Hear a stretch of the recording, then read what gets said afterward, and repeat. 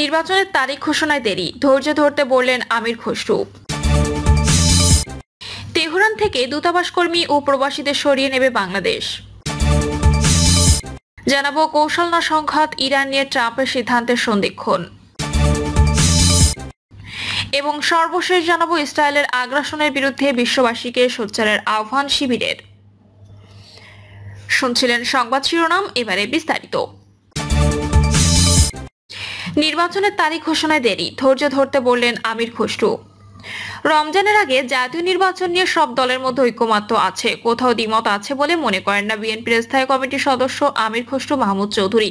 তাই সবাইকে নির্বাচনের তারিখ ঘোষণায় ধৈর্য ধরার আহ্বান জানান তিনি জানান, ব্রাজিলের রাষ্ট্রদূতের সঙ্গে বাংলাদেশের কৃষি, প্রাণী সম্পদ, রাজনীতি ও ফুটবল খেলার উন্নয়ন পরিকল্পনা নিয়ে দীর্ঘ সময় আলোচনা হয়েছে, যেখানে দুই দেশের মধ্যে কিভাবে পারস্পরিক সহযোগিতার সম্পর্ক আরো উন্নত করা যায় সেসব বিষয় নিয়ে আলোচনা হয়েছে।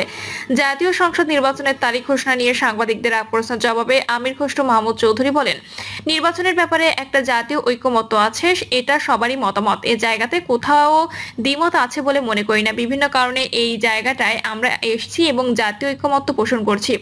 লন্ডনে বৈঠকের পর জাতি কিন্তু অত্যন্ত আনন্দিত, সবার মধ্যে একটা স্বস্তি ফিরে এসেছে। এই জায়গাটার মধ্যে কোনো অসুবিধা আমি দেখছি না। আর দিনক্ষণ এটা তো নির্বাচন কমিশন ডিক্লেয়ার করবে, সেটা তো আর সরকার বলতে পারবে না, আমরাও বলতে পারবো না।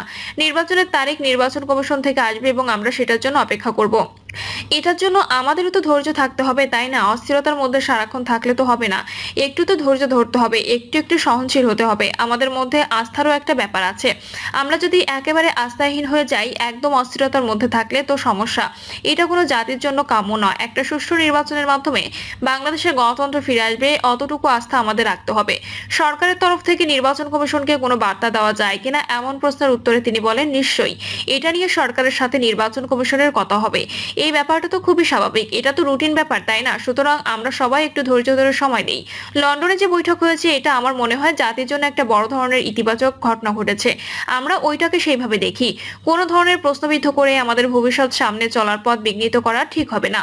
ইশরাক হোসেনের শপথ পড়ানো নিয়ে বিএনপির সর্বোচ্চ নীতি নির্ধারণী ফোরামের এই সদস্য বলেন, আইনগতভাবে কোর্টের রায় হয়েছে, নির্বাচন কমিশনের পক্ষ থেকেও আসছে। সুতরাং সবাই অপেক্ষায় আছে, আমরা দেখি সরকার কি সিদ্ধান্ত দেয়। একটু অপেক্ষা করি, একটু ধৈর্য ধরি। নিশ্চিতভাবে সরকার আইনের শাসনে বিশ্বাস করে, আমরা সবাই বিশ্বাস করি, সুতরাং আমরা একটু ধৈর্য ধরি। তেহরান থেকে দূতাবাস কর্মী ও প্রবাসীদের সরিয়ে নেবে বাংলাদেশ।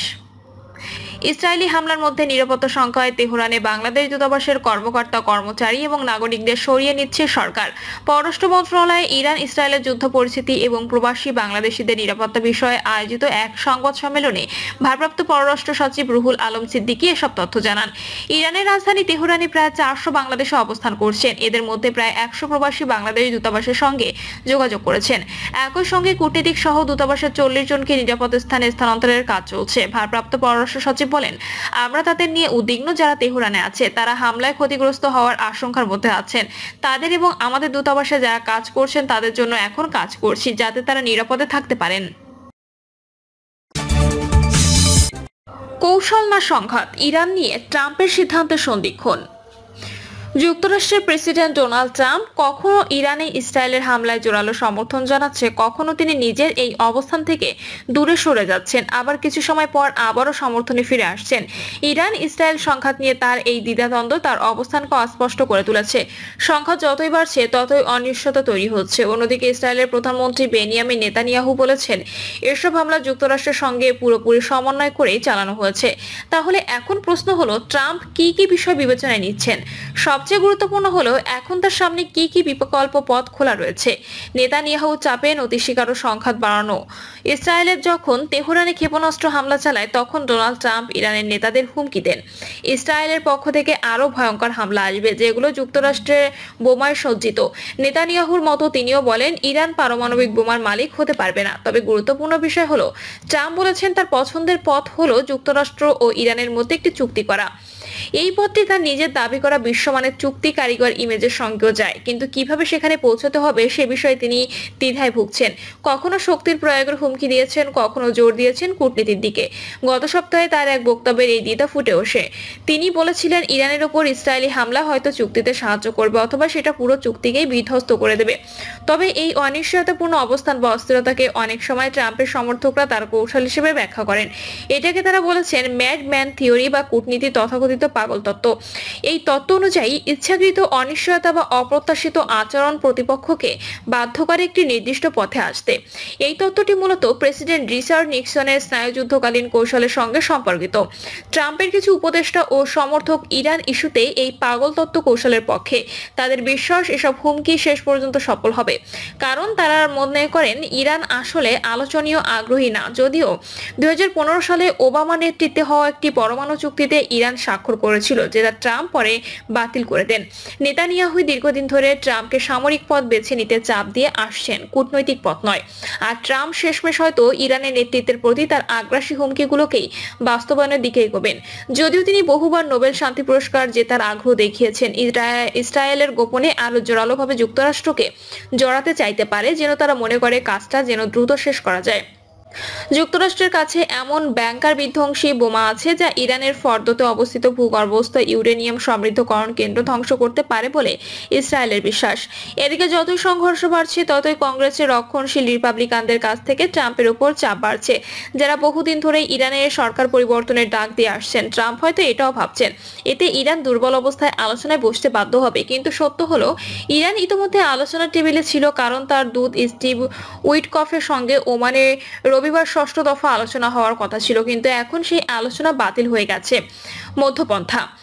এখনো পর্যন্ত ট্রাম্প বারবার বলছেন ইসরায়েলের হামলায় যুক্তরাষ্ট্র সরাসরি জড়িত নয়, তবে সংঘাত বাড়লে সেটি ট্রাম্পের জন্য বড় ঝুঁকি নিয়ে আসতে পারে, এমনকি তার রাজনৈতিক উত্তরাধিকারের উপরও প্রভাব ফেলতে পারে। ইতিমধ্যে মার্কিন নৌবাহিনী ডেস্ট্রয়ার ও স্থলভিত্তিক মিসাইল প্রতিরক্ষা ব্যবস্থা ইরানের প্রতিশোধমূলক হামলা থেকে ইসরায়েলকে রক্ষা করতে সহায়তা করছে।